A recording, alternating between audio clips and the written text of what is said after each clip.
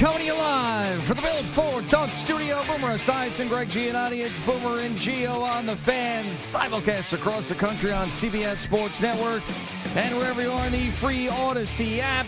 Good Wednesday morning. Finally, some guts by the New York Mets as they come back down 6-1 to tie the game. And then, of course, they take the lead. And then the Cubs come back. And then Francisco Alvarez hits a huge home run. Now, just because they won this game and they showed some fight doesn't mean that there's not big problems there still, as David Peterson is awful. Looks like the man can't pitch again this season. Looks like he's completely cooked. So how the Mets handle that is going to be very important going forward. And, of course, defensively, here they are again just looking sloppy. But they showed some guts. They showed some fight. And Francisco Lindor, the leader that he is, him and, of course, Francisco Alvarez last night really carrying the load for the Mets. The Yankees back in the playoffs. No surprise. They're going for that AL East, though, so there's still some work to do there. And, of course, after we leave here yesterday, as we sort of predicted, Jaxson Dart named the starter for the New York Giants this week against the Chargers. Good morning, Boomer. How are you? Yeah, good morning, Gia. I'm doing well, man. I got to say that a little tired this morning just simply because these games were unbelievable last night. And the Met game in particular, they're down 6-1, as you pointed out, and they fought back, but they do have some major pitching problems. This is three starting pitchers that were at the beginning of the season, did really, really well, and one of the reasons why they got off to a great start. And now we find our third pitcher, who is a starter hitting the brick wall, and I mean hitting it. And now he wasn't helped by Juan Soto out in right field, but nonetheless, I mean, it's hard to watch. It really is hard to watch. And whether it be Manaea, whether it be him, whether it be Kodai Senga, these three guys that we were counting on and still most likely are going to count on at some point if they continue to win here. I mean, it doesn't give you a lot of confidence about, moving forward. But thank God they have these three young pitchers that we have no idea what to expect in the biggest of games in their young careers, if, in fact, they get there. I mean, last night was just one of those bizarre baseball nights for both teams that actually worked out really, really well. And, the Yankees win or tie on a wild pitch, for God's sake. And then, of course, Caballero comes through. And you talk about a trade that's actually made a difference for the Yankees. That trade and the McMahon trade, those two trades have been huge for them. And I would just say that the Yankees still have their eyes on the AL East. They are ascending right now. Their schedule led us to believe that they should be ascending at this point in time. And the Mets now all of a sudden are back in a lead for that third wild card. So it was a crazy night of baseball last night. It was great because it really felt like this is October baseball. This is what it's supposed to feel like, where you question every manager decision, you question every pitching decision, you question everything, and then you want to pull your hair out when you have errors happening and you have misplayed fly balls. You have Jeff McNeil making back-to-back errors. You're like, what in the F is going on? Yeah, I mean, this was one of the few nights, though, that it felt like last year where they were not going to lose the game. They were going to find a way. They were going to come back. Francisco Lindor was going to make something happen, regardless of what it was. It was going to be a special night for the Mets. That's what it felt like, but it was the first time they've come back from a deficit that large. They still have not come back late in the game in the ninth inning, which is just amazing to see. But, yeah, all right. So now the Reds lose to the Pirates. The Diamondbacks end up winning in a walk-off. So you're up a game on both of these teams that have the tiebreaker over you, and this is what we're going to do for the next 5 days, is just go back and forth, scoreboard watch, and figure this thing out. But fast forward now to the last game of the season against the Miami Marlins. And it's David Peterson on the mound. Well, it's not going to be David Peterson on the mound. There's no way, if they need that game, there is no way that he is pitching for the Mets in a game that they need to clinch. You can't do it. And Carlos Mendoza knows it. David Stearns knows it. David Peterson knows it. He's done. Yeah, but Mendoza was trying to say last night he needs to flush this one because we're going to need him. We're going to need him.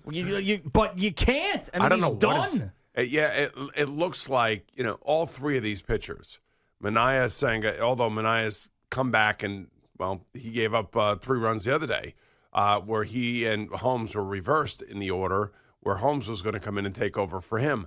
I don't know. It's just a strange thing where they talk about hitting spots and finding their spots and things of that nature. It just looks like they have nothing left. It's like their arms are. When I see a 96-mile-an-hour fastball, I'm saying, okay, their arms are not dead. But then again, their arms must be dead because why would they be going through this? Yeah, and Senga, you're not going to see because this is a guy who's talking about he can't pitch in the major league level and his mechanics are all messed up. Do you break up now the piggyback situation that you have with Minaya and Holmes and split those up and have one of those guys pitch on Sunday? I don't know what Carlos Mendoza is going to do, but if he tosses out David Peterson after what we've seen from him, the last number of starts, especially last night in a critical game, and he puts him on the mound Sunday and he gets pounded, then that's a fireable offense. I wouldn't worry about Sunday right now. I'd just worry about today. You just worry about one pitch, one inning, one game. That's it. You don't worry about anything else until you win the next game and you. But you got to start thinking about it because I understand you have to. You have to. But you just got to worry about. This is going to go down to the end, man. Everybody, it's all hands on deck right now, and the pitching, which has been majorly suspect over the last 3 months. I don't. Even if they make it, how far can they go? If pitching's 80% of the game, and everybody tells you how important pitching is. How far are they going to go? Well, I mean, it's all dependent on what offense do you get. Do you get the offense that's relentless and, lead off home runs and big, Nimmo and Alvarez? You're getting that, or are you getting the team that can't get a hit and runners in scoring position to save their lives? That's really what it's going to come down to because I can't imagine outside of the young guys giving you a few good performances that the starting pitching is going to be great. It hasn't been. So you know how we sit around here and when you watch the games on SN Wire, yes, you hear from the guys who do the games all the time. So you hear this genuine excitement about the home runs and you could hear the frustration about the pitching, you can hear the frustration about errors being made. But then if you go over to the other team's broadcast just to hear how they call things. So I'm listening. I flip over to the Cubs just because I want to hear how they're saying and what they're saying about the Mets. Okay. The praise is so effusive for the length of the Met lineup. I mean, they don't know what they're talking about. I mean, that's what it comes down to. I mean, it is. They were gushing over like, man, and this was after Nimmo hits his home run. Yeah. And yeah, they're not around it every game. They're not there to see it every game. But it was just weird to hear how other people view who these teams are. Now, I think the Yankees are a great team. I think they are a very good team. And I think they can go all the way. I don't think the Mets with their pitching staff can. I mean, unless they all get hot at the same time and they have to win these games 9-7 and Edwin Diaz has got to get like 6 outs at the end of the game. I mean, his arm's going to fall off, but that may be the only way that they actually get there. Yeah, I mean, I agree. I mean, it has to be the best offense in the postseason. You got to have the 3 young guys be lights out and then figure out a way to piece the rest of it together. But you're right. I mean, so you got the Cubs broadcaster saying that. You got Drew Kaliski, your buddy over there at CBS, saying as a Dodger fan, he doesn't want to see the Mets. It's just funny. Our perception of watching this team struggle month after month after month is not the perception of these teams that are negative about their own players and their own seasons that they're going through. And speaking of broadcasters, is Keith okay? Like, do we know if Keith's all right? Because apparently he's ill now. Oh, he is. Why he's not around? I didn't know that. That's not a good thing. We got to get him back. He might have a cold like I do. He doesn't miss or it. had. Keith Hernandez is not missing a game this late in the season for a cold. I could see he could be. A cold? I mean, you don't want to get the other guys sick. It's a cold. But where's Ronnie? I mean, you came in. I didn't care, right? Well, you fought through it. I cared. But you didn't care about not getting the rest of us sick, like you're saying Keith is thinking about. Well, you came right in. You did your job. Yeah, it's one thing being here and being home. It's another thing having to travel. Well, I did go to North Carolina. I was going to say you did travel. Yeah. I did that too. Yeah. So I mean, hopefully Keith's all right. I don't know. Because you had Todd Zeal in there last night, who does a nice job. But he's fine. We just got to hope those guys are okay. Maybe he's resting up. Resting up for what exactly? I don't know. Maybe well, I don't know. I was going to say he doesn't call the playoff games. That's so, true. What, yeah. I mean, what is maybe he he's done. Maybe his contract is up. No, come on. We would hear about that. Last time there was a contract negotiation with Keith, it was all over the newspapers, and we were talking about it. He was talking about it. We wanted him more than Pete Alonso. Yeah, I think so. Yes, I mean, we were screaming about bringing Keith back more than any player in the last 10 years. I will check on him this morning. I didn't even think about it. You know what I mean? Well, I don't know how you don't when you're watching a game and it's not I know, Ron and Keith and it's Todd Zeal. I'm watching on the MLB app, and I'm watching one, The one thing about the MLB app that stinks is that when you do a multi-view, the other game that you're watching is in a small box. I don't know why you can't make them into the same size box. I was trying to do that. Yeah.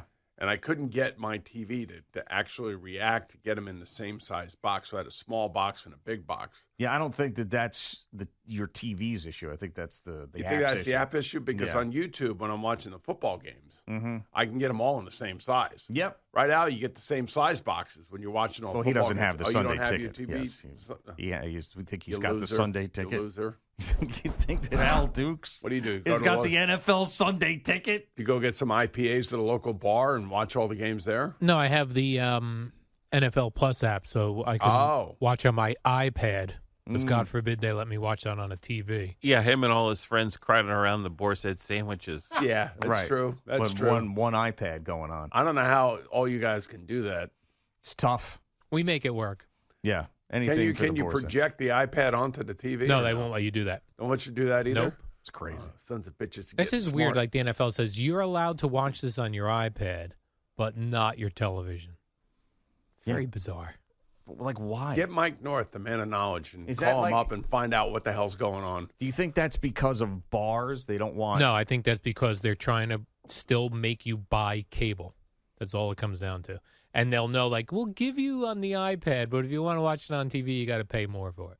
What does the NFL care if you're buying cable? Do they, No, they care. Because if you're not buying cable, the people they're getting money for the games don't have as much money to pay them for the games. Right? That's fair. All I'm right, saying if people stop buying cable, there'll be less. CBS, NBC would have less money to hand over to the NFL. But still, people are like, well, they're streaming. Yeah, they're streaming it. You're streaming directly. Like Paramount Plus is streaming Right, but directly. you're paying Peacock. Right, paying. NBC. You're all paying for that. Yeah. So you're either paying for that or you're paying for your cable bill. Right. Yeah, it's the same That's thing. what I'm saying. Yeah, same thing. But I'm saying they don't, because the NFL Plus is not as expensive, they won't let me watch it on a TV. I get it now. I'm connecting all the dots now. Now, speaking of the NFL, I mean, if you go back and you watch the Giant tape, and I was telling you this on Monday when we came in here, if you're going to throw interceptions, and those interceptions are going to be indiscriminate interceptions like Russell Wilson threw his last three interceptions were just made no sense. And he's not supposed to be doing that. He's supposed to have the experience not to throw balls like that and turn the ball over because these games are all close. I told you, he's a guy that will get you into the fourth quarter. Games will be close. He could either win it for you or he'll end up throwing it away for you. And in these two games, he was unfortunately threw the games away. And if you are the coaches and you're sitting in there, you're Joe Shane, you're the football people, not just the owner, but the football people watching this. And you can ask him what he think he saw, and he can say what he thinks he saw. But for the coaches, they're like, if you're going to play like this, you're not going to be out there. Well, yeah, and then there's also the two major factors that are going on, and that is that this is not the start of a new regime for the Giants like it is for the Jets. This was a make-or-break season, so you got that going on with the pressure of keeping your job along with the business aspect of it where the fans are selling all their tickets to Chiefs fans and whoever else, and the only thing that's going to get the Giant fan excited is to see this young quarterback that you drafted in the first round that could be the guy for you for the next 10 years, and everybody's going to believe that right now because that's the only hope that they have. So the combination of Russell Wilson playing like that, Joe Shane and Brian Dable with their back up against the wall, and the Giant fan being pissed off and selling all their tickets and not going to the games, bang, Jaxson Dart starts. Yeah, That's what 100%. And I think that I don't think that they wanted to do this. They weren't thinking that they were going to do this. They knew they had a early season tough schedule, and it's only going to get tougher here over the next few weeks, with the exception maybe of the Saints. But I think it's a point now where the veteran quarterback cannot be playing the way that he's playing and throwing the interceptions that he's throwing and expect to keep his job, especially when you draft a first-round pick who, according to all accounts, especially coming through training camp, Brian Dable was like smitten with the kid. And now he'll find out that it's a completely different game than it is in the preseason. So this now becomes, his opportunity to stake his claim to this quarterbacking job for hopefully the next 10 years. Yeah, I mean, if I'm Russell Wilson, and I know that there were bad interceptions, but this is what he's probably saying. He's probably thinking, I had a career game the previous week. Yep. And I just played one of the best defenses in football in the Kansas City Chiefs on national TV. And now I'm benched after that? After those interceptions, yeah. Yeah, I'm sorry. I mean, we're not playing tiddlywinks here. This is NFL football. Has he thrown more bad interceptions than anybody in the game right now? Like no, I wouldn't say that. But that's why I'm saying it's circumstantial. But if you look at these interceptions, they're bad. They're just bad. They're just indiscriminate balls being thrown down the middle of the field or down. I would say that the last one in the end zone and that series at the end of the game where they're inside. It was terrible. It was terrible. I mean, and that it's also 3 weeks. And as much as I respect Russell Wilson's career, the fact that he's going to be a Hall of Famer, the fact that he's won a Super Bowl, the fact that he's been to 10 Pro Bowls, the fact that he has been, during his generation, one of the most significant under 6-foot players that we've ever seen in this league. It's not time now for the Giants. That's fine. They should have never brought him in there. Well, I mean, they brought him in for a reason because they didn't know whether or not they were going to be able to draft a young quarterback in the first round, and they didn't promise him anything. And plus, they got him on the cheap for what a starting quarterback in the NFL is worth. Yeah. And look, he may be upset. I don't necessarily know that he would outwardly say anything. I think he'll try to be a good guy. And by the way, that doesn't mean that because Jaxson Dart is starting today that 5 weeks from now he's going to be still starting. You hope he is. Yeah. I mean, all these things are in a state of flux, if you will. They fluctuate in and out, and it all depends on whether or not a kid can truly handle it. And, Jaxson Dart could be this flashy kid until he steps on that field and feels what it's really like, and then has to do it week in and week out and week in and week out because it is relentless. It never stops. You have to see whether or not he has the personality to be able to withstand all of this. I mean, it's great that he's playing, and I'm happy that he's going to get a chance to play. But now he's going to find out what the hell this is really like. All this other crap around it, now comes the real test as to whether or not you're going against a pretty good defense with the Chargers, and you're going to have an offense on the other side that's most likely going to put up at least 24 to 27 points. So now you're going to have to deal with all of that crap. And there's going to be points in this game where he's going to have the feelings like he's never had before in his life. And that feeling of pressure and handling the anxiety and all of that stuff that comes along with being a successful quarterback will be on full display for all of us to see whether or not he was worth the first-round pick. At the very least, there's a reason to put on the Giants game this week and be excited. At the very least, for 1 week. We haven't been able to say that a lot over the last couple of years. True. It's Boomer and Gio on the Fan and CBS Sports Network.